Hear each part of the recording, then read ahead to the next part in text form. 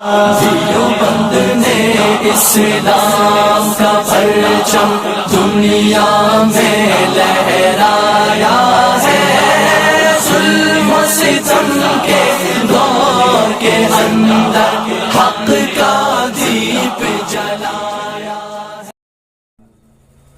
عالما قدیرا مدبرا سمیعا بصیرا، ونشهد أن لا إله إلا الله وحده لا شريك له، وأشهد أن محمدا عبده ورسوله. قال الله تبارك وتعالى في كلامه المجيد: أعوذ بالله من الشيطان الرجيم، بسم الله الرحمن الرحيم. إن عدة الشهور عند الله 12 شهرا في كتاب الله يوم خلق السماوات والأرض منها 4 حرم. وقال تعالى: ولا تقولوا لمن يقتل في سبيل الله أموات بل أحياء ولكن لا تشعرون. وقال النبي صلى الله تعالى عليه وسلم: من رأى منكم منكرا فليغيره بيده، ومن لم يستطع فبلسانه، ومن لم يستطع فبقلبه، وذلك أضعف الإيمان، أو كما قال النبي صلى الله تعالى عليه وسلم. اسٹیج پہ جلوہ افروز علماء ربانیین، انتہائی واجب الاحترام حضرات سامعین، ملت اسلامیہ کے نوجوان دوستوں اور بھائیوں، مسلسل 9 بجے سے علماء کرام کی تقریر سماعت کر رہے تھے۔ یقیناً تقریباً ساری باتیں آ گئی ہیں، اور وقت بھی اس بات کی قطعاً اجازت نہیں دیتا کہ مزید گفتگو کو طویل کیا جائے۔ غالباً یہ اخیر مرحلہ ہے، پھر استاذ محترم حضرت مولانا حافظ محمد اسماعیل صاحب دامت برکاتہم العالیہ تشریف لائیں گے، دعا فرمائیں گے۔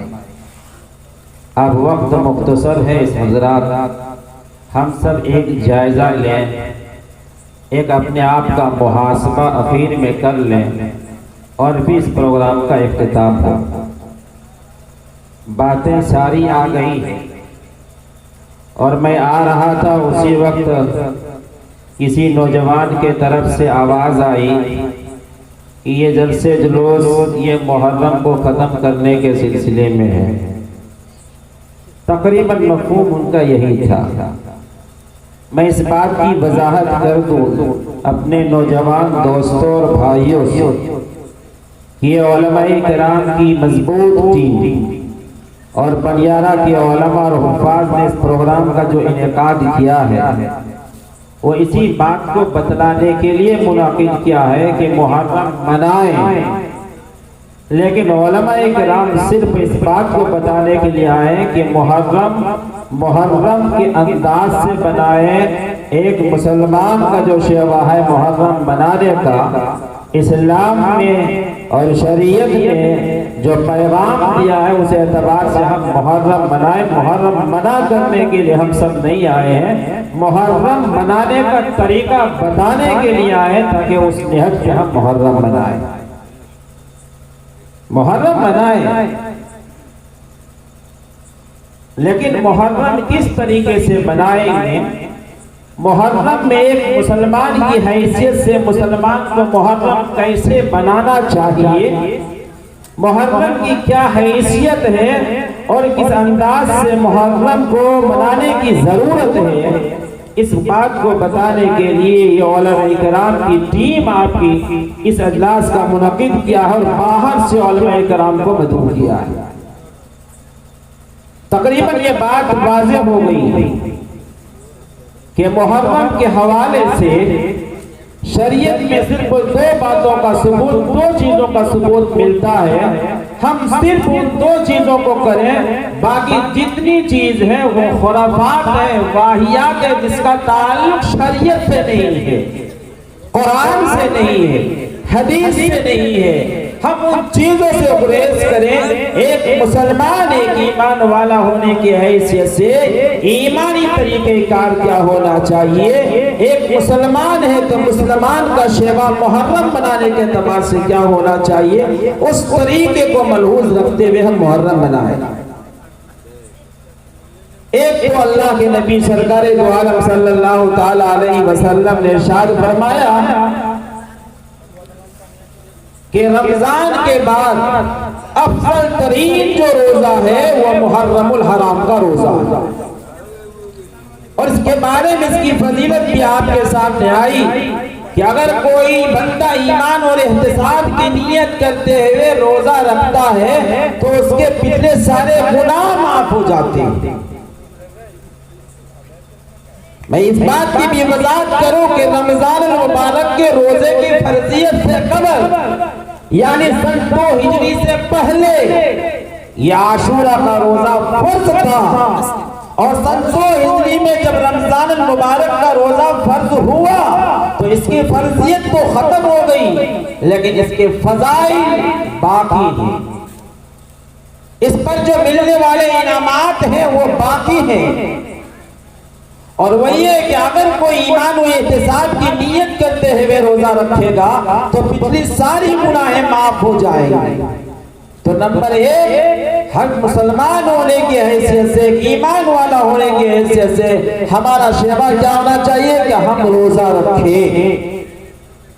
لیکن اللہ کے نبی سرکار دو عالم صلی اللہ علیہ وسلم نے ارشاد فرمایا کہ اگر میں اگلا سال حیات میں رہا تو میں ایک اور روزے کو ملا لوں۔ تاسے کے بارے میں حدیث پاک میں آیا ہے، میں واقعہ نہیں بتانا چاہ رہا ہوں، تفصیل ہو جائے گی کہ اللہ کے نبی مدینہ منورہ گئے، وہ حضرت موسیٰ علیہ السلام کی قوم کو دیکھا، وہ روزہ رکھ رہے، پھر تفصیلی واقعہ ہے۔ تو اللہ کے نبی سرکار دو عالم صلی اللہ علیہ وسلم نے فرمایا ان کی مخالفت کے لیے میں اگر زندہ رہا تو ایک اور روزہ رکھوں گا۔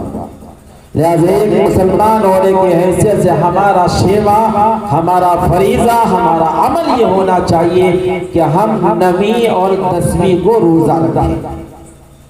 اگر خدا نہ خواستہ 9ویں کو ہم روزہ نہ رکھ پائیں تو 10ویں کے ساتھ ہم 11ویں تاریخ کے روزہ کو ملا لیں۔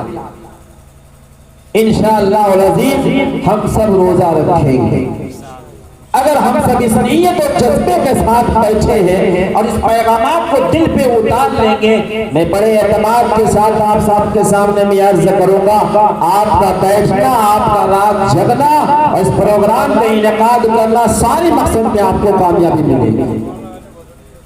دوسری چیز جو ہے، اللہ کے نبی سرکار دو عالم صلی اللہ علیہ وسلم نے جو ارشاد فرمایا وہ یہ کہ اس تاریخ میں جو اپنے بال بچوں کے لیے دسترخوان کو وسیع کرے گا، اچھا سے اچھا کھانا بنائے گا، اللہ تعالیٰ اس کے لیے پورے سال فراخی کا معاملہ طے فرما دیں گے۔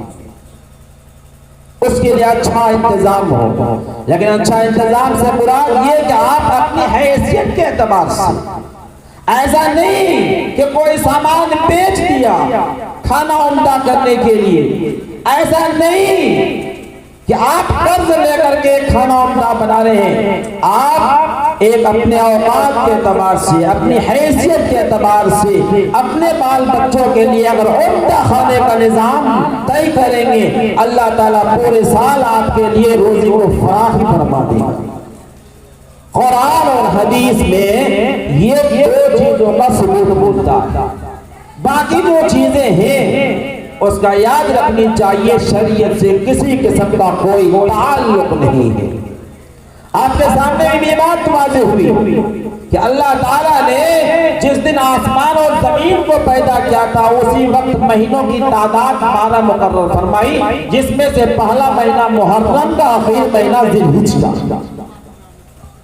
ان مہینوں میں سے 4 مہینے کو اللہ تعالیٰ نے محترم بنایا، ان میں سے ایک محرم کا مہینہ، رجب کا مہینہ، ذیقعد کا مہینہ اور ذی الحج کا مہینہ، یہ 4 مہینے کو اللہ تعالیٰ نے جس وقت آسمان اور زمین کو پیدا کیا تھا اسی وقت اللہ تعالیٰ نے اس 4 مہینے کو محترم بنایا، قابل احترام بنایا، وہ اس کی تعظیم اور عظمت کے ساتھ اس مہینے پر عمل کیا جائے، اس وقت کیا جائے۔ آج ہمارے اندر میں ایک غلط فہمی یہ پیدا ہوئی ہے کہ محرم حرام اس مہینے کی عظمت، حرمت، اس مہینے کی تقدس شہادت حسین کی وجہ سے ہے۔ یہ بہت بڑی بھول ہے۔ شہادت حسین کی وجہ سے اس مہینے میں کوئی عظمت نہیں ہوئی ہے۔ حضرت حسین کی شہادت اس مہینے میں ہونا حضرت حسین کی یہ سعادت ہے، حضرت سعادت ہے۔ شہادت کی وجہ سے اس مہینے میں کوئی عظمت میں بڑھوتری نہیں آئی،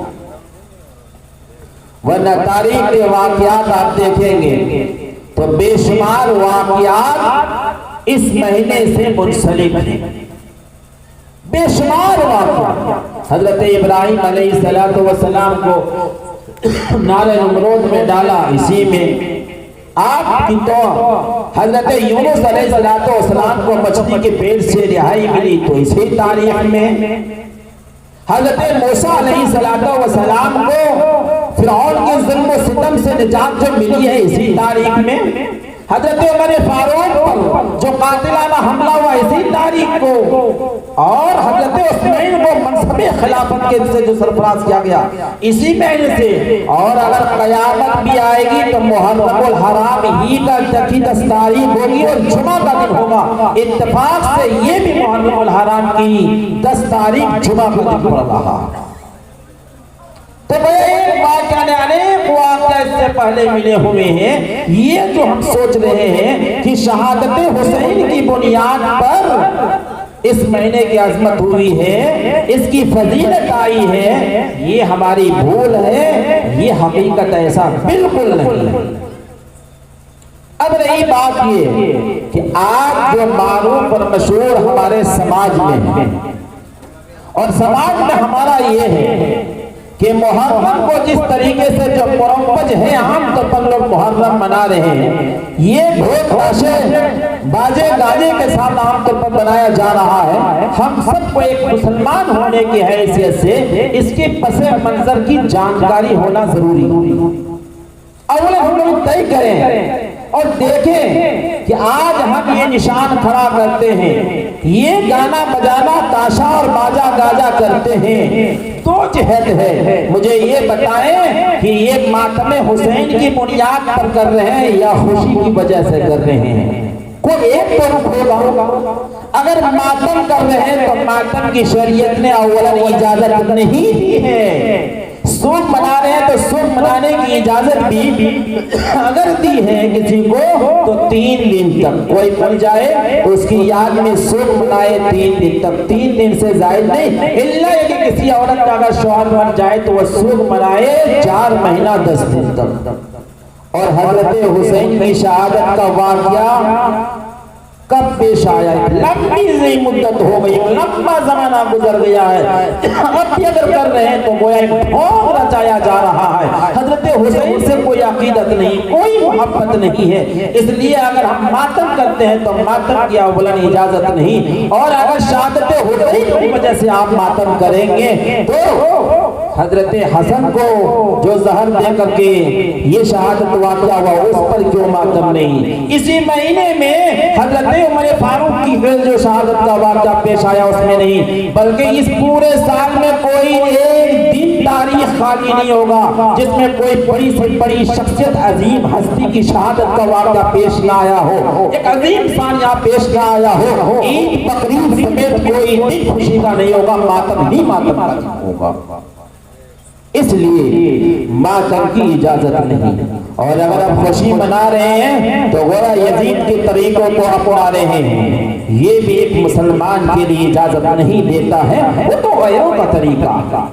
ڈھول بجا رہے ہیں۔ اللہ کے نبی صلی اللہ علیہ وسلم کی جو بعثت ہی ہوئی تھی، اللہ کے نبی کی بعثت ہی ہوئی تھی کہ ہم گانے بجانے کو مٹانے کے لیے مبعوث ہوئے ہیں۔ آج ہم گانا بجانا کو فروغ کر کے اللہ کے نبی صلی اللہ علیہ وسلم کو تکلیف پہنچا رہے ہیں، اور آپ کے بعثت کی مقصد کو مقدم کر رہے ہیں، داغدار کر رہے ہیں۔ ایک مسلمان کے لیے زیب نہیں دیتا، ایک مسلمان کے لیے وہ ہلاکت کا باعث اور اس لیے مسلمانوں کو پرہیز کرنا چاہیے، اور آج کے اس محفل میں ہمیں عزم کرنا چاہیے کہ ہم اس قسم کے کوئی مجلس کا انعقاد نہیں کریں گے۔ شریعت سے جتنا ثبوت ملتا ہے بس وہی کریں گے۔ اس لیے ہندوستان میں بھی، ہندوستان ہی میں خود یہ طریقہ جو رائج ہوا، جو مرتب ہوا، یہ 800 سال زمانے کے بعد ہندوستان میں تیمور لنگ بادشاہ کے زمانے میں اور عہد سلطنت میں جاری ہوا۔